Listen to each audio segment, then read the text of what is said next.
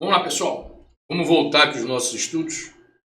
No módulo 6, Responsabilidade Civil do Estado, câmara 2, no tópico da responsabilidade civil do Estado por omissão.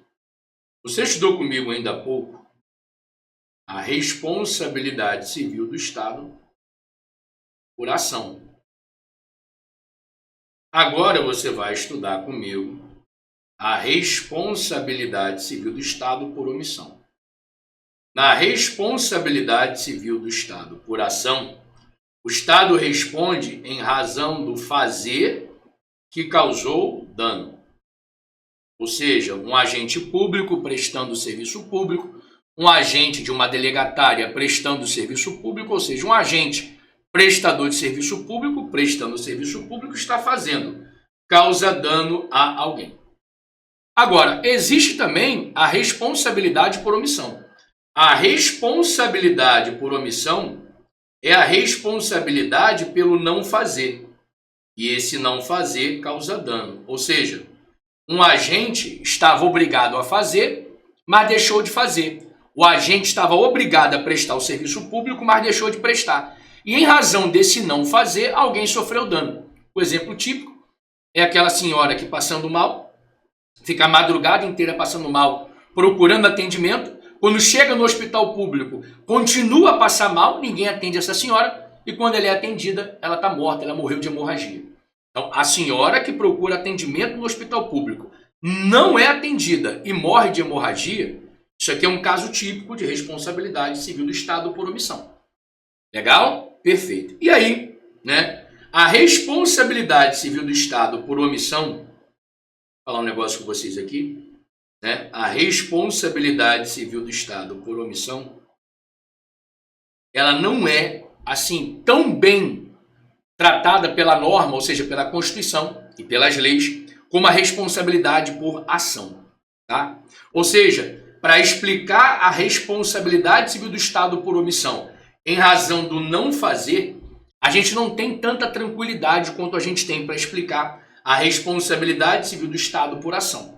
Por que isso? Porque existem 3 correntes hoje no Brasil que tentam explicar quando a omissão da administração pública, a omissão do Estado, vai gerar responsabilidade civil, vai gerar o dever de pagar, de indenizar os danos causados à vítima. Legal? Aqui, ó, existem 3 correntes sobre o assunto. A primeira corrente, a primeira posição doutrinária, é aquela que diz que o artigo 37, parágrafo 6º da Constituição, ele trata tanto dos casos de ação quanto dos casos de omissão. Essa corrente aqui é do professor Eli Lopes Meireles. Com todo o respeito que eu tenho ao saudoso professor Eli Lopes Meireles, que morreu na década de 90, né? Com todo o respeito, o artigo 37, parágrafo 6º, não trata, da responsabilidade por omissão. Se você pegar o artigo 37, parágrafo 6º da Constituição para ler, você vai ver que o artigo 37, parágrafo 6º, ele trata de prestação. E prestação, prestar, é ação. Pode perguntar a qualquer professor de língua portuguesa aí se prestação não é ação. Legal? O deixar de prestar, que é a omissão. A gente pode até falar que numa interpretação extensiva, uma interpretação contextual, uma interpretação única da Constituição, o Constituinte protegeu tanto o dano, a responsabilidade por ação quanto por omissão. Mas aí, irmão, na minha opinião, é esticar demais, é esticar muito a tinta. Corre o risco de ficar estranho e depois, quando chegar no Poder Judiciário, cair. Tá? A segunda posição, que é a posição do professor Celso Antônio Bandeira de Mello, e da professora Maria Silva Janela de Pietro, para o professor Luiz Eduardo, com muita humildade, é a melhor. Como dizem os meus alunos na faculdade, para o Dudu é a melhor.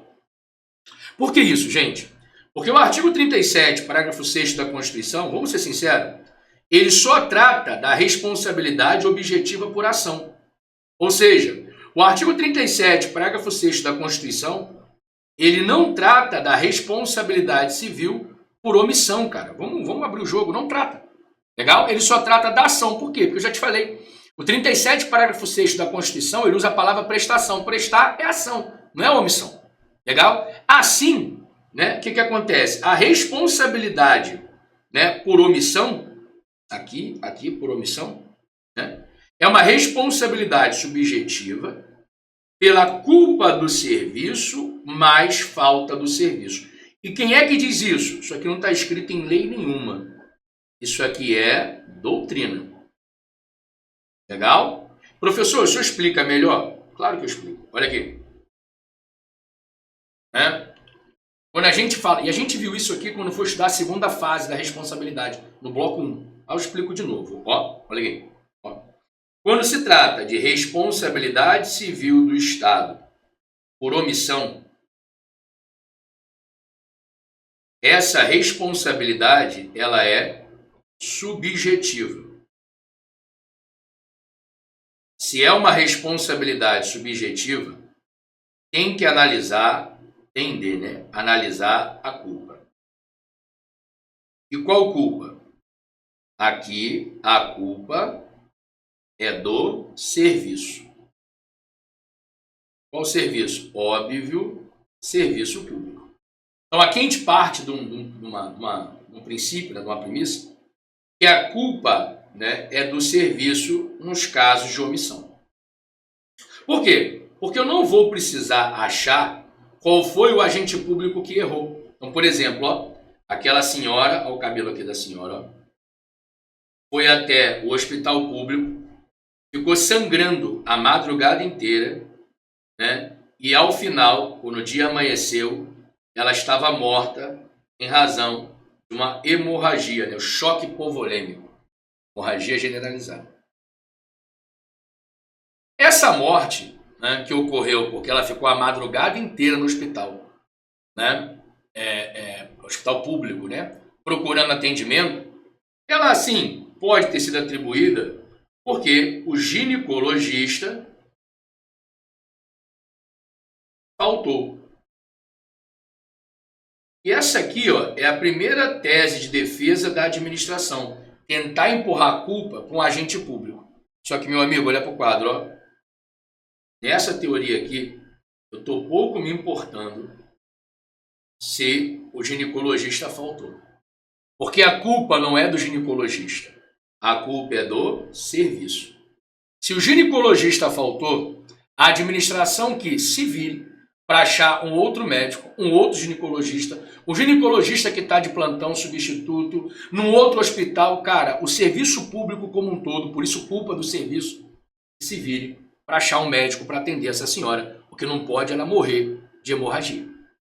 E essa teoria da culpa do serviço, ela soma com a falta do serviço. A falta do serviço, você já estudou comigo. Ou seja, quando é que o serviço público ele é culpado pela omissão? O serviço público tem culpa pelas omissões quando o serviço público falta. E quando é que o serviço público falta? Quando ele não funciona, funciona mal ou funciona atrasado. Todas as vezes que o serviço público não funcionar, né, a senhora buscou atendimento médico no hospital público e não foi atendido, não funcionou. Funcionar mal, ela foi atendida, mas esqueceram uma pinça dentro da barriga dela. Ou funcionar atrasado, ela foi atendida, mas foi atendida tarde e ela perdeu o útero. Ou seja, todas as vezes que o serviço público não funcionar mal ou funcionar atrasado, eu tenho a falta do serviço.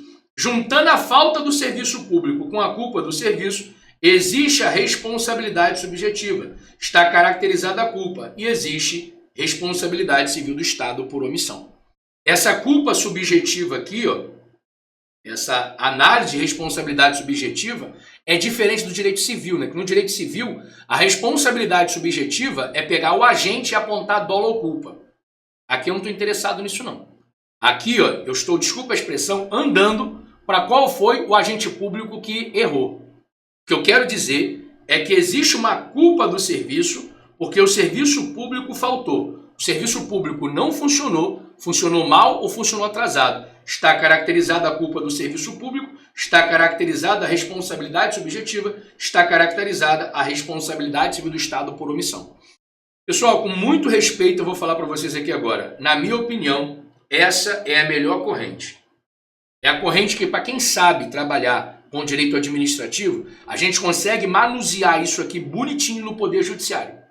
Legal? A gente consegue mostrar realmente, né, o direito que a pessoa tem, né, de receber indenização, porque fica muito claro. Mas essa hoje não é a posição do STF. O STF, ele segue a terceira posição. E qual é a terceira posição? Deixa eu só ver aqui rapidinho.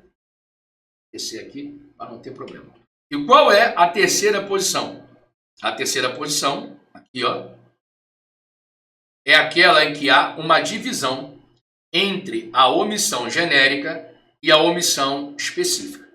Professor, existe lei para isso? Cara, o Código Civil até induz, mas em direito administrativo não tem. Tá? Mais uma vez é uma criação da doutrina, uma criação do ilustríssimo professor Sérgio Cavalieri Filho, né? O autor da maior obra de responsabilidade civil do direito brasileiro, sem dúvida. E dentro do capítulo do livro do professor Sérgio Cavalieri de responsabilidade civil, tem o melhor material, na minha humilde opinião, sobre responsabilidade civil do Estado. Um livro com um capítulo de responsabilidade civil do Estado, na minha humilde opinião, é o melhor livro de responsabilidade civil do Estado do direito brasileiro. Legal? Com justiça a todos os outros doutrinadores, mas na minha opinião é o que melhor explica, o melhor deixa a gente tranquilo para poder afirmar se há ou não há responsabilidade. Bom? Tá bom. E aí eu tenho aqui ó, a terceira opção. A terceira opção, então, é aquela que divide, né, se há uma omissão genérica ou específica. E aí, pessoal, ó, se a omissão ela é genérica, né, há responsabilidade subjetiva. Legal? E aí eu tenho que tratar do tema culpa.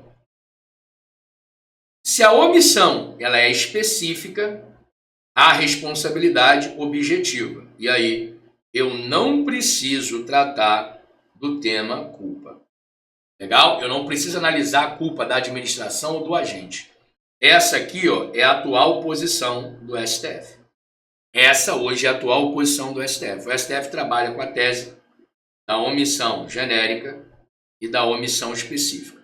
Se a omissão é genérica, eu tenho que achar, né, a culpa. Se a omissão é específica, eu não preciso achar a culpa, porque na omissão específica, responsabilidade objetiva. Na omissão genérica, responsabilidade subjetiva. Tá bom? Professor, me dá um exemplo aí de omissão específica. A morte de detento no presídio, né? O STF entendeu que a morte de detentos, né, dentro dos presídios é uma forma de omissão específica que gera responsabilidade civil do Estado por omissão objetiva. Lembra? O pessoal aí que estuda o direito penal, o processo penal, deve ter visto isso quando estudou a LEP, né? Houve uma mudança de entendimento do STF. Né? Me dá um exemplo aí de omissão genérica. Omissão genérica, né? Assalto na rua. O assalto na rua foi tratado como omissão genérica, né? Para o Estado, né, responder, aqui tem que ter uma vírgulazinha, precisa ficar caracterizada a possibilidade do assalto ter sido evitado. Ou seja, geralmente, né, assaltos, quando a gente fala assalto aqui, né, sinônimo de furto e de roubo, na rua, né, a gente vai analisar no sentido de, aqui ó, omissão genérica. E se é uma omissão genérica, tem que tratar da culpa. Ou seja, é necessário analisar se o Estado tem culpa nesse assalto. Ou seja, se o Estado poderia ou não poderia ter evitado esse assalto. Legal? Aí a gente vai tratar de um tema nebuloso, que não é muito aqui, né, o direito administrativo, mistura um pouquinho com o direito penal, mas na opinião desse humilde professor, tem um comércio aqui perto de casa, ele foi assaltado 10 vezes, passou até na RJTV, 10 vezes, e ele fica próximo a uma delegacia. Amigo, um comércio assaltado 10 vezes, as 10 vezes gerando boletim de ocorrência, próximo a uma delegacia, na minha opinião, o Estado tem como evitar esse assalto. Na minha opinião, o Estado é responsável juntinho por esse assalto com o bandido. A gente não pode falar aqui que houve uma culpa de terceiro. Legal? Com todo respeito, não pode. Tá bom? Tá bom. E aí, pessoal, deixa eu só ver aqui, eu acho que acabou. Tem situações específicas. Mas vou fazer um resumo aqui. E aí, então, olha aqui, ó. Quando nós falamos de responsabilidade civil do Estado por omissão, quando nós falamos em responsabilidade civil do Estado por omissão, que é quando alguém sofre um dano, né, em razão do não fazer, né, o Estado, o agente público, o agente delegatário, o Estado, de uma forma geral, deveria fazer, não fez e alguém sofre dano. Isso aqui, ó, gera hoje 3 correntes para poder definir se a administração pública responde ou não responde. Para a primeira corrente, haveria uma responsabilidade objetiva. Quem defende essa corrente? O professor Eli Lopes Meirelles, saudoso professor Eli Lopes Meirelles. Por quê? Porque o artigo 37, parágrafo 6º da Constituição Federal, ele trataria tanto de ação quanto de omissão. Perfeito? O artigo 37, parágrafo 6º da Constituição, trataria tanto de ação quanto de omissão. Isso aqui é responsabilidade objetiva. Ok? Numa segunda corrente, haveria responsabilidade subjetiva. Né? E essa responsabilidade subjetiva teria que ser analisada a culpa do serviço. E haveria culpa do serviço, culpa por isso subjetiva, quando houvesse a falta do serviço público. Né? Ou seja, haveria culpa do serviço quando houvesse a falta do serviço público. Quem defende essa corrente? A professora Maria Silvia Zanella de Pietro e o professor Celso Antônio Bandeira de Mello. E com muito respeito, o professor Luiz Eduardo também acha que é a melhor. Legal? Perfeito. Só que aí vem uma terceira corrente. Uma terceira corrente, que é a posição do STF hoje, né? Que é a corrente, né, do professor Sérgio Cavalieri, defende que, né, a gente tem que fazer uma diferenciação.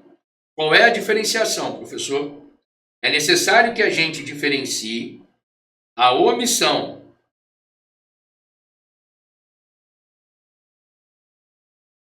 genérica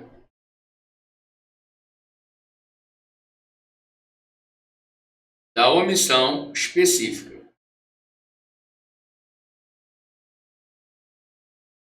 Quando eu estivesse diante de uma omissão genérica, a responsabilidade seria subjetiva, a responsabilidade civil do Estado seria subjetiva e passaria pela análise da culpa.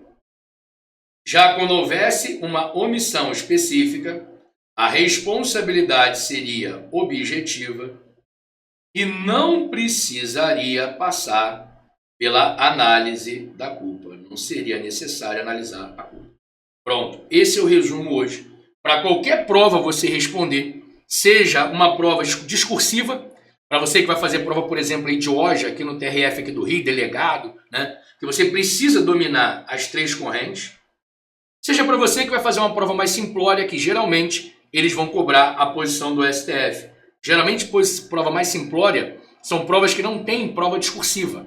Legal? E aí você não precisa falar das 3 correntes. Você tem que saber somente aquela que geralmente é a mais cobrada. E a mais cobrada hoje é a terceira corrente, em provas de fazer X, em provas objetivas. Tá bom?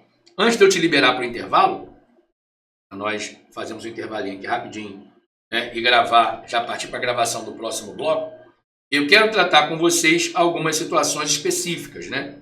Por exemplo, né, o tema 592, que vai tratar da responsabilidade civil do Estado. Civil objetivo do Estado por morte de detento. Todas essas posições aqui, ó, essas situações específicas, são da jurisprudência do STF. Então, analisando o tema, né, 592 das jurisprudências do STF, que tratam da responsabilidade civil objetiva do Estado em caso de morte de detentos, ficou firmada a seguinte tese. Olha a tese que o STF afirmou. Em caso de inobservância do seu dever específico, você acabou de ver comigo isso, ó, dever específico, ou seja, omissão específica, seu dever específico de proteção, visto no artigo 5º, inciso 49 da Constituição Federal, o dever de proteger, a integridade do preso, o Estado é responsável pela morte do detento. E o Estado responde de forma objetiva, como está aqui no título da rúbrica firmada pelo STF. O que o STF quer dizer aqui? Que o Estado responde civilmente, de forma objetiva, quando houver uma omissão específica e o preso morrer dentro do sistema prisional. Ou seja, a morte do preso dentro do sistema prisional, quando há uma omissão específica do poder público, vai gerar responsabilidade civil objetiva do Estado. Legal? Legal. Olha aqui. Outro tema. 362, que também vai falar que há responsabilidade civil, vai tratar do caso da responsabilidade civil do Estado. Em que caso? Em caso, de ato praticado por preso foragido. Por exemplo, o preso foge e estupra alguém. O preso foge e mata alguém. Preso foragido que causou dano a alguém. Vamos lá? Nos termos do artigo 37, parágrafo 6 da Constituição Federal, não se caracteriza a responsabilidade civil objetiva do Estado por danos decorrentes de crime praticados por pessoa foragida do sistema prisional. Agora vem cá, ó, mudamos a caneta. Ó. Quando não demonstrado o nexo causal direto do ente no momento da fuga e a conduta praticada, ou seja, quando não ficar caracterizada que houve uma omissão específica do Estado e essa omissão específica foi a razão da fuga, que automaticamente vai ser a razão do crime. Então, por exemplo, a doutrina dá esse exemplo aqui, ó, inclusive também foi corroborado pela jurisprudência. Ó, o cara fugiu em 1990. Ele pratica um crime agora em 2024. Ou seja, há muito tempo. O crime já até prescreveu, Há muito tempo entre a fuga e o crime. A fuga foi aqui, ó, em 1990. O crime desse foragido foi aqui em 2024. Tirado os crimes que são imprescritíveis, teoricamente até prescreveu esse crime aqui. Não existe nesse caso uma omissão específica que diz que a fuga foi a razão do crime. Ou seja, foi porque o preso está foragido que ele praticou o crime. Não, cara, tem um tempo muito longo. Ou seja, isso aqui, ó, acaba com o nexo causal que automaticamente vai acabar com a responsabilidade civil do Estado. Perfeito? Perfeito. Esse é o entendimento hoje da doutrina. Tem mais alguma situação específica? Não. Já vai começar aqui, ó, o próximo tópico. Processos judiciais da responsabilidade civil do Estado. Tá bom? Pessoal, deixa eu ver se você entendeu aqui rapidinho. Ó. A gente tratou, da responsabilidade civil do Estado por omissão. Vou fazer uma revisão. A gente tratou da responsabilidade civil do Estado por omissão nesse bloco.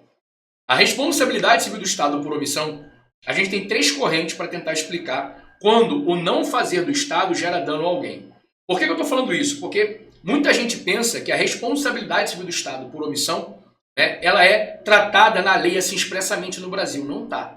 Tem alguns casos específicos, mas genericamente não está. Então aqui, ó, nascem 3 correntes para tentar explicar quando o Estado vai responder em razão do não fazer.